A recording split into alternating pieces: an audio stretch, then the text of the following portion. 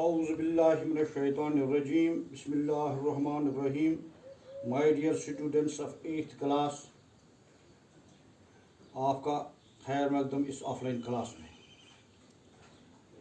जैसा कि आप जानते हैं कि हमारा जो सब्जेक्ट है वो है सोशल साइंस. तो आज हम सोशल साइंस का पार्ट फर्स्ट यानी हिस्ट्री का एक lesson number 7. The name of the lesson is Civilizing the Native, Educating the Nation. जैसा कि आप जानते हैं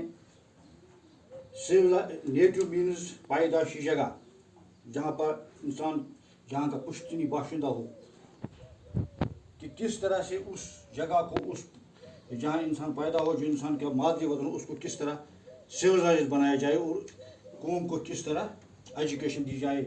ये हमारा आज का मौजू है. As you know, the Britishers who came to India for trade as a trader, but they became the conquerors. They started to collect revenue as well. जैसा कि आप जानते हैं ब्रिटिशर जो हिंदुस्तान में तिजारत करने की गर्ज से आए थे, लेकिन उन्होंने हिंदुस्तान को फतह किया और वो हिंदुस्तान से रेवेन्यू भी वसूल करते रहे.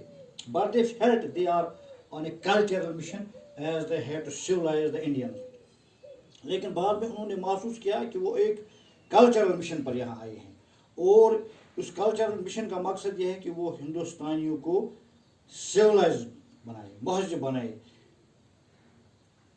their customs and values, और जो हिंदुस्तान को में जो गलत रस्म रिवाज है उनमें इस्लाह करे. In 1730, a person, William James, arrived in Calcutta. He had an appointment as junior judge in the Supreme Court. 1730 में विलियम जेम्स बहसियत एक जूनियर जज यहाँ अपॉइंट हुआ और उसने सुप्रीम कोर्ट ज्वाइन किया. In addition to being an lead expert in law, he was a linguist. कानूनी माहिर होने के साथ साथ विलियम जेम्स एक माहिर लिसानियात ज़बानदान भी था. He was a linguist. He wanted to discover ancient Indian texts.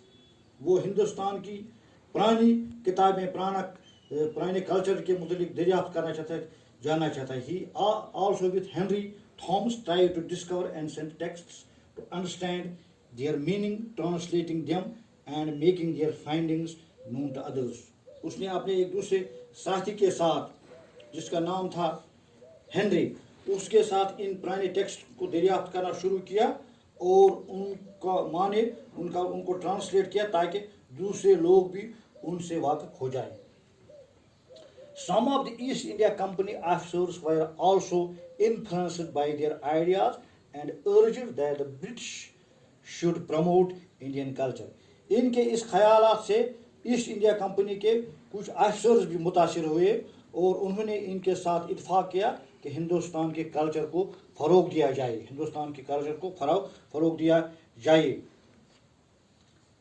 Instead of western culture, यानी यूरोपीय कल्चर की जगह हिंदुस्तान के तहजीब को तरजीह दी जाए. That is why a madrasa was set up in Calcutta in 1781.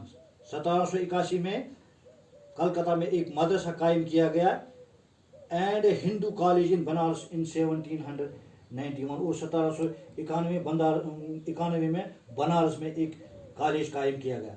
From the early 19th century, many of the British officials became critics of Orientalists' vision of learning. 19वीं सदी के पहले कुछ बरतानिया के अफसरों ने इसकी मुखालफत की कि इन जो उन्होंने इक़दाम उठाया था, इसकी मुखालफत की थी कि हिंदुस्तानियों को अरबी और संस्कृत के बजाय अंग्रेज़ी में ही तालीम दी जाए, अंग्रेज़ी के उलूम से ही वाक़फ़ियत दी जाए.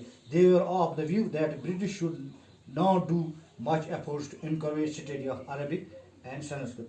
उन्होंने महसूस किया कि बरतानिया को عربی اور سنسکرت کے بجائے زیادہ ترجیح انگلش کو دینی چاہیے، انگلش لٹریچر کو دینی چاہیے. Instead they should promote learning of English, یعنی ان سنسکرت اور عربی کے بجائے انگریزی کو ہی ترجیح دینی چاہیے. اس کے بعد ایک کمیشن قائم کیا گیا ووڈ کی چیئرمین شپ میں، جس نے بہت سے تجاویز پیش کی تعلیم کے لحاظ سے کہ کس طرح سے ہندوستانیوں کو تعلیم کے نور سے منور کیا جائے.